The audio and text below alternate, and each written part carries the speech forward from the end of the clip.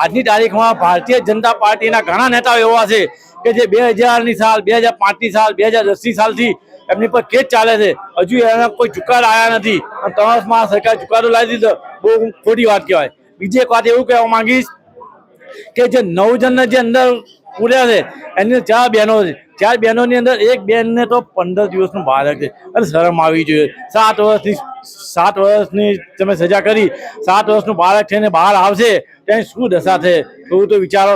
શરમ આવી જોઈએ. આ સરકાર ભાઈ ભ્રષ્ટાચાર અને ભૂખવાળી સરકાર છે. આ સરકાર એકદમ નિકમ્મી છે.